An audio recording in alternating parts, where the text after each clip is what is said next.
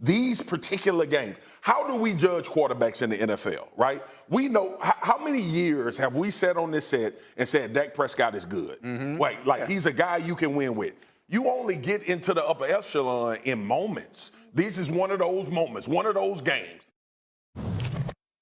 It is that. It does feel that way. It feels like it's a measuring stick game in part for the Cowboys because the 49ers look like the best team in the NFL, and an even larger part for their quarterback because this team has been his house of horrors. What does he need to do? Yeah, and number one, you got to respect the middle of that San Francisco defense. Those linebackers, Greenlaw and Hufanga, when he drops down, is spectacular. So I totally agree. He's got to outplay Dak Prescott. Number two, he's got to have a very good understanding. I would not throw right that much against San Francisco's defense. This is a little bit nerdy, but I think I would throw left way more if I was Dak Prescott. He's got to spit the ball to the perimeter. So why left more than right? Charvarius Ward plays to the right side of our offense. Got it. He's playing at a very high level, and I think that's very dangerous for Dak Prescott.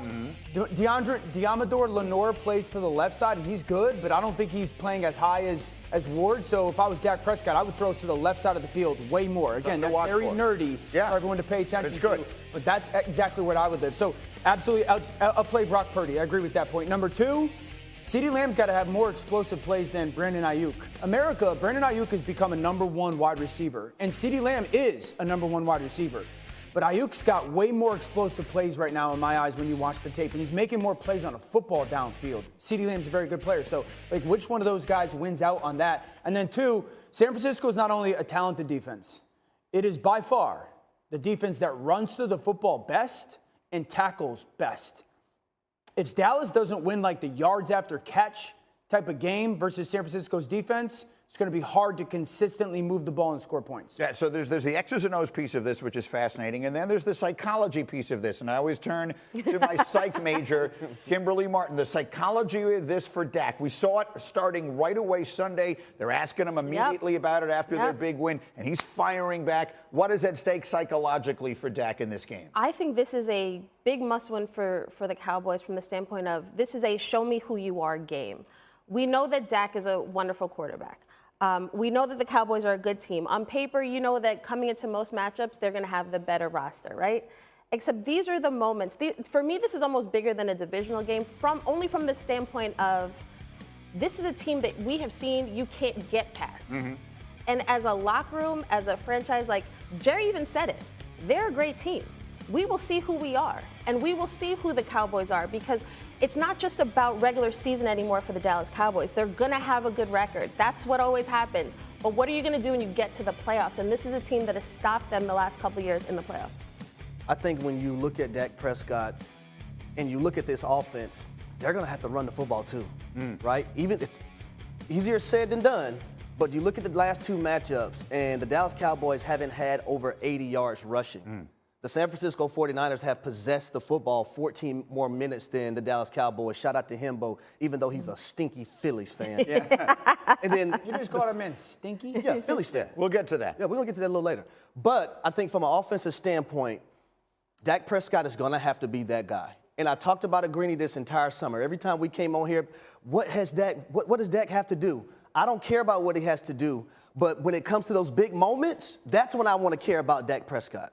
That's what I want to see him be. I want to see him make the proper throws when it's your opportunity to do that. I want to see you take care of the football in the red zone. That's what Dak Prescott has to do. And this go route right here to CeeDee Lamb, if he throws that football out there and allows CeeDee Lamb to go get it, now that pressure would have been on the San Francisco 49ers and a young Brock Purdy, a rookie Brock Purdy, to go down and score and match what the Dallas Cowboys did last season. Yeah, that would have been a touchdown if he'd put it where it should have been instead of the big play that it was. And so there's all of this fancy stuff. And then there's also the stuff that happens right at the line of scrimmage, which also will go a long way towards deciding this. Yeah, that's, everyone wants to talk to the X's and O's, but I'm going to talk about what really matters most, when playing the game of football, and this is physicality. Obviously, when you talk about physicality, you talk about the trenches, but even more so than that for me as far as physicality, I know we're going to talk about the 49ers defense. You got Nick Bosa, Eric Armstead, Hargrave, all these guys up front. Can the Dallas Cowboys match the 49ers' relentless physicality as it relates to the 49ers defense? Also, we're not even talking about the trenches here. Dano pointed it out. It's the yards after catch. They're the best in the league. That's part of physicality. Yep. The San Francisco 49ers are the best team in the National Football League at yards after catch. Their ability, and a lot of it has to do with like Deebo Samuel, their ability to break tackles and gain those extra yards, those are the killers as it relates to getting off the field, particularly on like third down. Yeah. You talk about Dak Prescott, right? We have a lot of stats that get thrown out that aren't quarterback stats. This is one of them. The last 2 times Dak has played against San Francisco's defense, and it's been third down with 4 or more yards to go, which is, a little bit of a quarterback situation. It's not we can run the football. It's 3 for 22. 3 for 22. Wow. And could get done. So a lot of times, like, we lean into it's the quarterback, and this is one of those games that Dak Prescott has the opportunity versus one of the best defenses in the NFL to start to rewrite their narrative. And the other thing is this. They lose this game, that's 2 conference losses. Yeah. Yep. They'd be at least 2 games down to Philly and San Francisco when we're talking about they're a playoff team, but then they're going on the road again in these playoffs. Greeny, one thing I also want to point out here, when I watch the Dallas Cowboys, I know it's early in the season, we just basically hit the quarter point. Dallas Cowboys, they're like a front-running team. And what I mean by that is they've jumped all over teams. How? Whether it's, where their defense swarmed, their defense scored touchdowns. When he's behind, he's near the bottom of the NFL. So I think this is where this game is going to be really important because now you got to go blow for blow with a team that's just as good or better than you. You can't rely on getting spotted points essentially by your defense. Guess how many turnovers Brock Purdy has in 9 career starts? 3. So, like, if you're going into this game and we're saying, well, Dak Prescott's got to outplay Brock Purdy, usually the Dallas defense is like, we'll get you 10.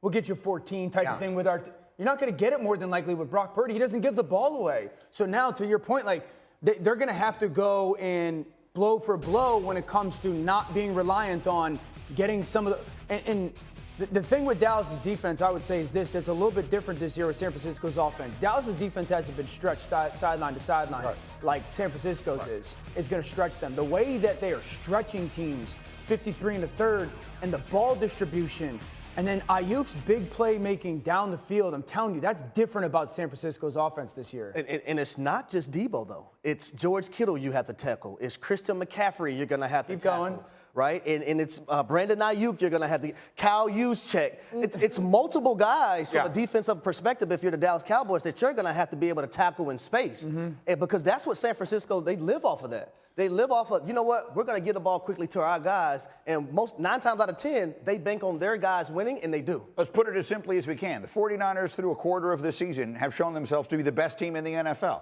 Cowboys are going to go in there and try and prove they belong right next to them Sunday night. It shapes up, I think, as the biggest game of the NFL season so far. Mac Jones, to say he has struggled would be underselling it. He's already thrown 4 interceptions. He's 23rd in the NFL in total QBR. And listen, it is becoming fashionable to say because it's becoming almost impossible to ignore.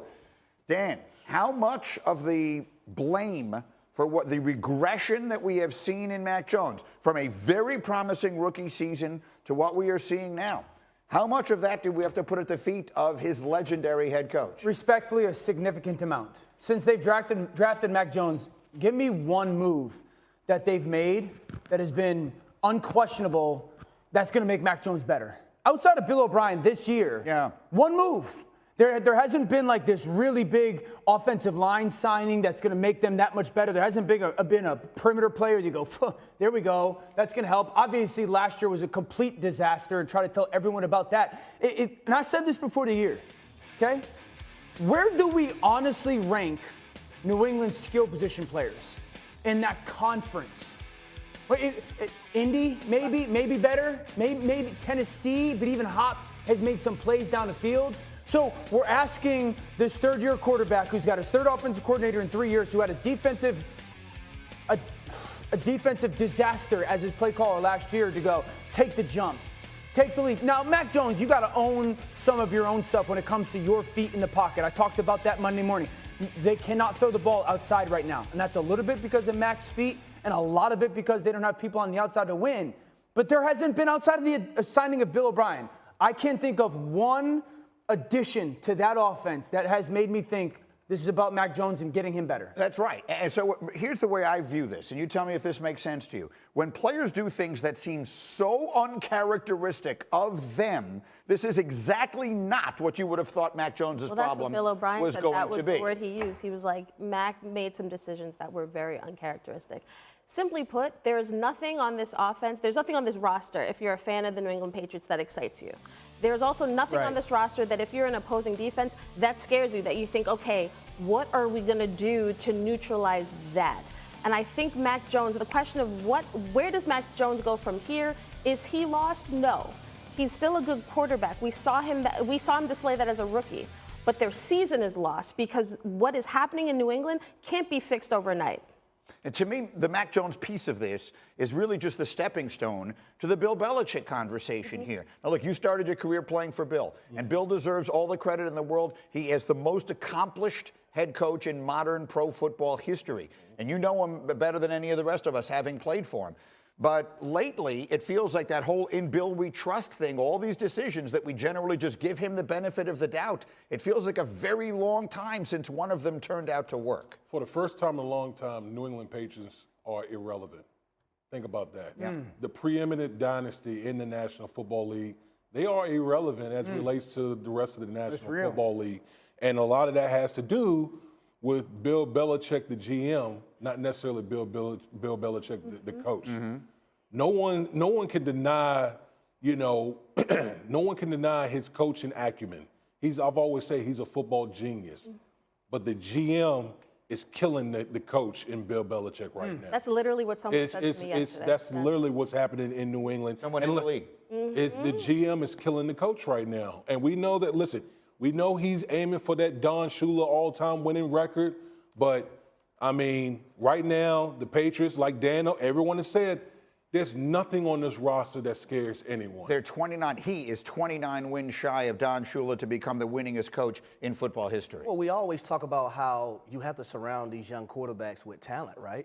And that's just not the case when it comes to Mac Jones. And Mac Jones, I'm not going to sit up here and say he had a phenomenal rookie season, but he had a promising one. No doubt. And then when you go into year two, and you would hope that your quarterback would get better and build off what he did in year one, and he doesn't have an offensive coordinator, and then you see what's going on now, and they don't have the skill position players. And I'm going to go to the running back position, right? Right now, Mac Jones is 30th in the National Football League when it comes to targeting his running backs. I'm accustomed to seeing a James White, sweet feet, doing this thing, lining up outside, giving linebackers and safeties hell on a frequent basis. Yeah. Also, I'm used to seeing Deion Lewis, Danny Woodhead, Shane Vereen, these type of guys. Right now, they have Ezekiel Elliott and they have Ramondre Stevenson. Those are guys that aren't built like the ones I just mentioned and named.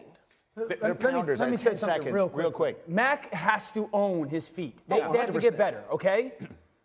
What we saw against Dallas was a quarterback that is incredibly frustrated with what's going on with his career in New England off of last year. And then you don't have to be a brain surgeon to look around and be like, I don't got a lot of help right now with what I'm playing with.